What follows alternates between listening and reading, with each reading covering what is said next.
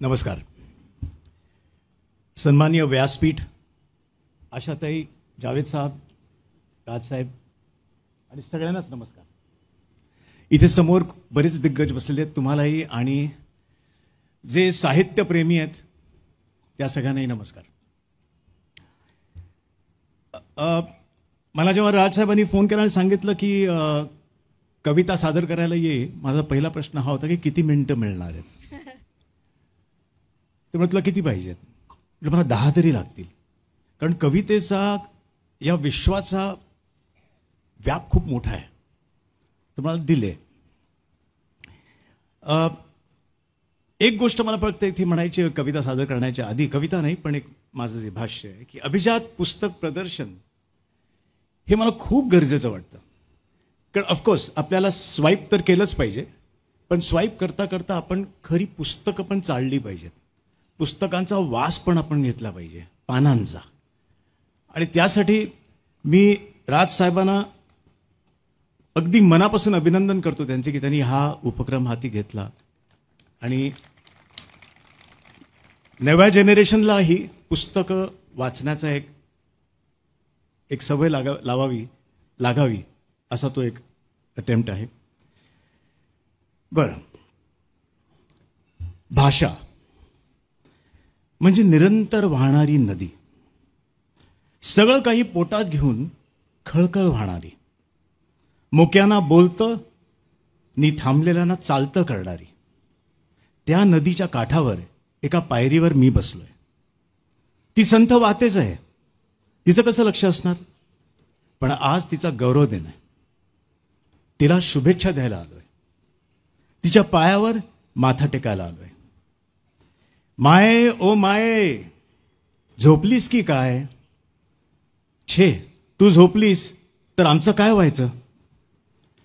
सडा सारवणं, दळण कांडण, स्वयंपाक पाणी, धुणी भांडी, जेवणे खावणे, उष्टे खरकटे करून उरलेले 4 घास पोटात ढकलल्यावर ओसरीत आई घडीभर कलंडते. तशी कलंडली असशील, थकली असशील ना ग. मी तुझं लेकरू. सर्वप्रथम माझ्या जिभेला तुझ्या शब्दांचे घोस लागले. क ख ग घ ची बाबा गाडी घेऊन मी चालायला शिकलो. अ आ ई ची पैंजणं माझ्या दुडू दुडू पायात छुमछुमली. अडगुलं मडगुलं पासून ते भजन कीर्तन, ओवी, आरती, अभंग, गोंधळ, पोवाडा, गवळणी, लावणी ऐकताना श्रीमंत झाले माझे कान. लाळेत भिजलेल्या माझ्या बोबड्या शब्दांचं कौतुक झालं. मी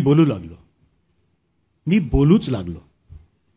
बाहेर जाताना येतो म्हणायचं नि फुटलेल्या बांगडीला बांगडी वाढली म्हणायचा रिवाज मला कळू लागला. नि मी मराठी झालो.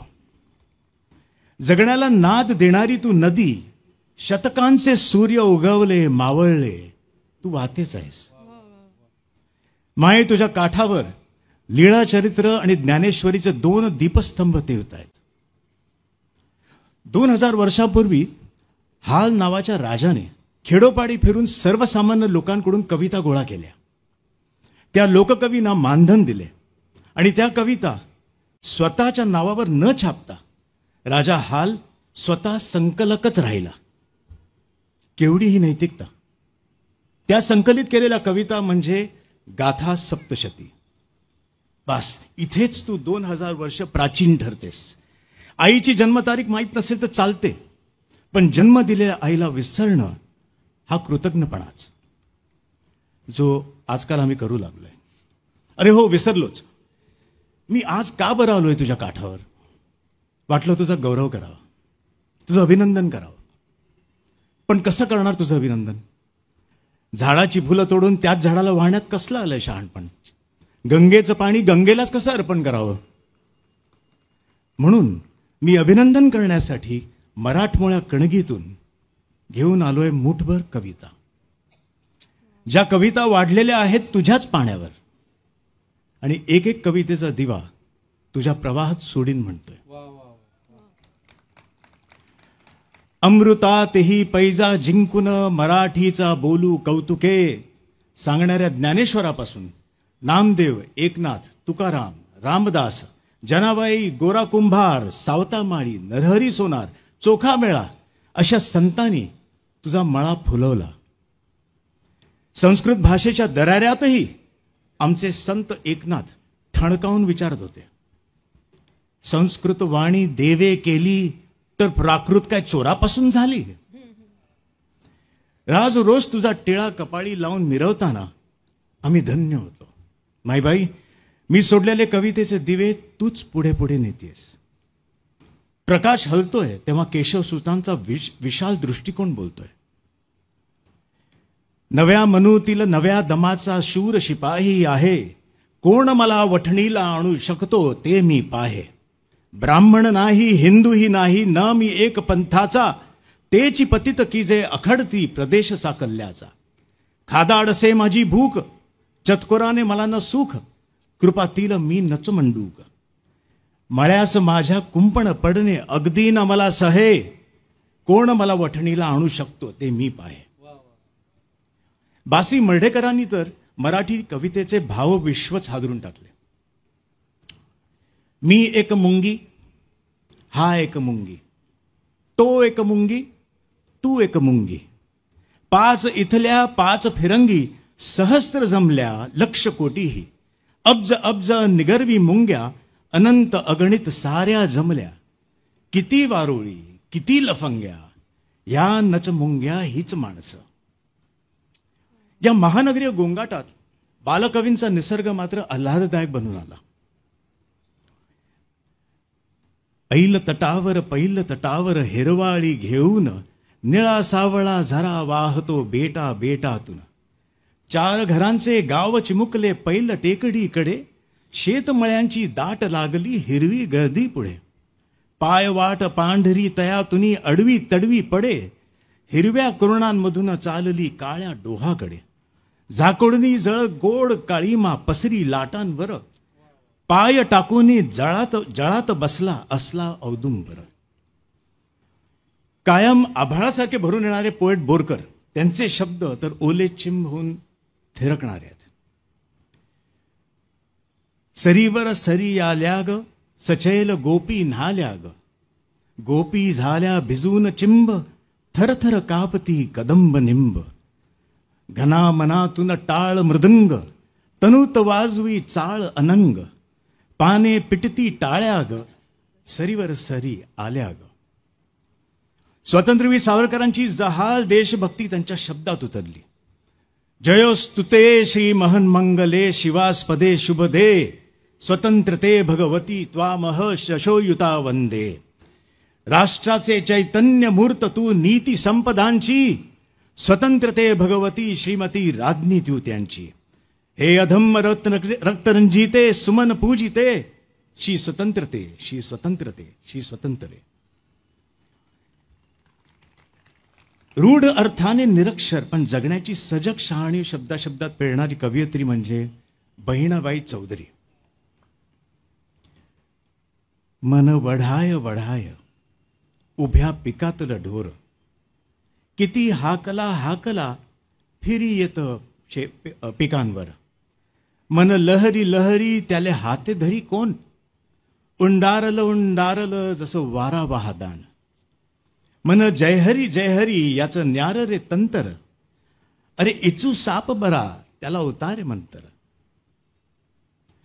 बरं, हा दिवा जरा अवखळ आहे, हास्य पेरणार आहे, प्रेमाचा गुलकंद वाटणार आहे, कृतक कवितेची टर उडवणार आहे. अर्थात झेंडूची फुले उधळणारे केशव कुमार. गाडीतून जाई मुंबईला नवीन जोडपे, बोगदा तो आला गुडुप्प अंधार, घाबरली बाला, घट्ट मिठी मारे आणि शेजाऱ्याला. त्यांच्या चोरट्या प्रेमाचा पत्ता कोणाला नव्हता. एका पोरट्याने केला साऱ्या जगात बोबाटा. जिन्यावर अंधारात घाईने ती आत गेली, केस चुंबायला गेलो आले गंगावन हाती. माये, तुला वाहण्यासाठी आणलेल्या मुठीतल्या कविता सरत आल्यात, पण साठा अजून एक ओळीनही हल्ला नाहीये. मर्यादा कवितांची नाही आहे, माझ्या मुठीची आहे. शांताबाई शेळकेंनी रंगवलेला मराठमोळा प्रतिभाव अस्सल आणि जरतारी आहे. उभ्या चढाचा अवघड घाट, घाटाला पायऱ्या 360, वळत चालली वाकडी वाट, डचमळ डचमळ करतय पाणी, दुडीची खेप मी नेऊ कशी, भरल्या बाजारी मी जाऊ कशी. मोत्यांची चुंबळ सोन्याचा माठ, भरलंय पाणी काठोकाठ, अवती भवती गर्दी दाट, मी तर गर्दी भ्यायले पुरती, जपून मला मी ठेवू कशी, भरल्या बाजारी जाऊ कशी. दुर्बोध ठरवूनही कवी ग्रेसांच्या कवितेवर रसिकांनी भरभरून प्रेम केलं. पाऊस कधीचा पडतो, झाडांची हलती पाने, हलकेच जाग मज आली, दुःखांच्या मंद सुराने. माये आता हा दिवा दाहक आणि सर्वांग पेटलेला आहे आणि पेटवणार आहे. विद्रोहाचा एल्गार करणारे नामदेव ढसाळ स्वातंत्र्य दिनाला संशयास्पद महाकाय भगोष्ट संबोधतात, तर स्वातंत्र्य कुणा गाढवीचं नाव आहे असा अंतर्मुख करणारे सवाल करतात. मुंबई मुंबई माझ्या प्रिय रांडे, ये व माझा स्वीकार कर. हादरवून टाकणारा हा विद्रोह कवितेला आणि भाषेलाही समृद्ध करणार आहे. बघ आता हा दिवा रानगंधाचा, रानातल्या कवितेचा, अर्थात रानकवी ना. दो महानोर. या नभाने या भुईला दान द्यावे आणि या मातीतून चैतन्य गावे. कोणती पुण्य अशी येती फळाला, जोंधळ्याला चांदणे लखडून जावे. परंपरा पचवून नवता मांडणारा प्रयोगशील कवी म्हणजे अरुण कोल्हटकर. बाईंचं 28 युगांचं एकटेपण या कवीला सखोल अडकलंय.